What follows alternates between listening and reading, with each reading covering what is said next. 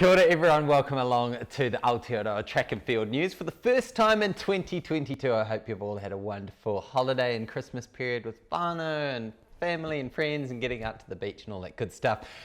The action has kicked off in the world of athletics in this last week. So the date today is the 13th of January, and the last week or so we've had a fair bit of news. So let me run through the top 5 stories that I've pulled out from the world of run, jump, throw this year so far. Okay, first off the rank, we had down in Timaru the first kind of big meet of the year. It's usually this Lovelock meet down in Timaru, and the Timaru Lovelock Mile was the feature race there in the distance events. Now Katherine Camp took that out, so she's your reigning 800 metre champ, and she's showing that she's already in good form this season, taking that out in 4:45.95. Let's have a little look at the last 100 metres. So big props to Craig Motley lending the phone to Cam Avery and Ben Musson for doing some cool commentary of some of these events just on the phone. So there you can see Katherine Camp getting a pretty handy win over Anika Grogan, and then in second place was Rosa Twyford. Third place was Rosa Twyford, about 3 seconds back from Anika. So Katherine Camp winning that in 4:45. She led right from the start, right from the gun, and just pushed away. Really solid kick. I think she did about 66 seconds for the last lap, running off the back of sort of 72, 73 second lap, so really shows that strength.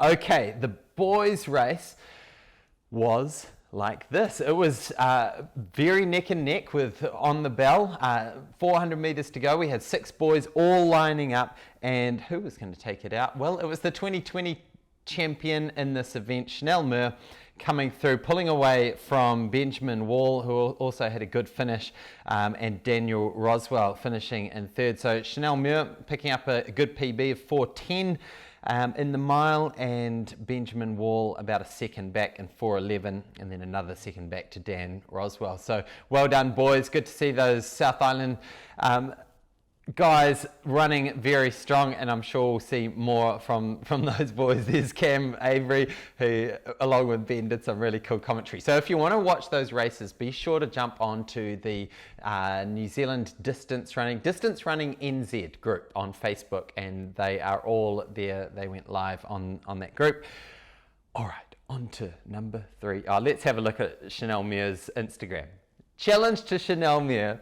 You've got some followers, but 0 posts. So I'm guessing this is you. So come on, Chanel. First post, can it just be about your win at the Lovelock Mile? Little challenge there. Okay, moving on. We also had 2 electric 100 metre races from some of the talents I've been talking about over the last month or so, particularly Zoe Hobbs and Anna Percy. For the first time this season, we get to see them line up head to head. How did it unfold? Let's have a little look from the great commentary from Cam Avery and Ben. So there's Zoe in the middle of the screen just pulling away. That's Portia Bing on the outside, and then Anna Percy comes through second and Livy Wilson in third. Zoe Hobbs' time was 11.40 with a 0 reading on the wind, so it's hopefully pretty still. It wasn't a malfunction with the wind reader, but 11.40, so that's just 0.13 outside the New Zealand record that she set a few weeks ago. So that's good sign that the little Christmas break has kept her fresh, and the legs are running well, and really proved. What this proves is that she still is in a class of her own, beating Anna Percy by 0.28 of a second. So Anna Percy coming through with a really good time of 11.68. But yeah, Zoe is still the queen of sprinting, if there was any doubt here in New Zealand. Okay, the boys 100 metres, we had Tiaan Whelpton, and I've been tracking the progress of this boy for a little while to see how he comes back from the hamstring injury that he had back in February of last year in 2021. He's looking pretty good. He is looking pretty good. So that was Shay Veitch on the inside of him, just there. Reigning New Zealand 100 metre champ. The clock wasn't working, so we don't get a time on that. But the digital clock was working, and the end result was a 10.43 clocking for Tiaan. Now that was into a 2.5 metre second headwind, so that's pretty quick. And what really amazes me about this performance is that he put 0.4 of a second on Shay Veitch, reigning New Zealand 100 metre champion. So Tiaan is looking like he's in good shape. Now I should also mention that the same day over in Australia, Aotearoa ran the 100 metres in a time of 10.60. That was into a headwind of negative 1.6. So maybe, it's always impossible to compare the times over two different countries and two different meets, but maybe Tiaan just getting the better of that weekend. Okay, number 5, let's move on to, there we go, there's Eddie and Tiaan there. Let's move on to Nick Willis, who set himself this big challenge of becoming the first athlete ever to run sub-4 for the mile for 20 years straight, every year for 20 years. It would be a phenomenal feat. He's already done 19 years, and at midnight, at the stroke of midnight, he set off on an indoor mile over in Boston, I want to say, maybe New York, I'm not sure. But he set off to run his sub-4 minute mile on the stroke of midnight, start of 2021. Did it work? Here's a beautiful little picture with one of his kids there, and they put together a little mini doco that you can go and watch. So jump over to the tracksmith.com website, head to journal, and you'll be able to find it there. The doco is really cool, outlines, some highlights of his career, what sort of inspired him, how John Walker's been a big inspiration, not only for his running career, but also for this challenge of running sub-4 minute miles for quite a number of years. So definitely watch that. Do I spoil it for you and tell whether he got the sub-4 minute mile or didn't get the sub-4 minute mile?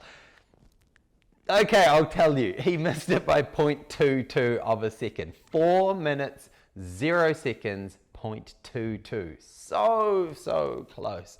And I'm sure he'll be able to come back later and get it. In fact, he's signed up for the Wanamaker Mile at the Melrose Games on 29th of January, and that's going to be a star-studded field, and so surely he will get towed along to a sub-4 minute mile there, if it doesn't go out too hard, of course. So Nick, I hope you can do it. Hope you've got a few more miles left in your legs still. Now, Geordie Beamish will also be lining up in the Melrose Games running the 3,000 metres, so he will be looking to really impress. Remember, he won the indoor mile at the US College NCAA champs a couple of years ago, so he knows the indoor track well.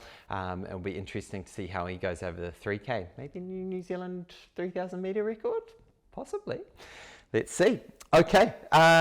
Finally, number 6. Usually, I said I was only going to do 5. I only usually do 5, but we had to throw in a 6. Emma Timmis, who ran the length of New Zealand in a new record for the length of New Zealand. She did that in, 20 days and 17 hours. Pretty phenomenal, running about 100k every single day. Here she is, I think this is the day after she finished.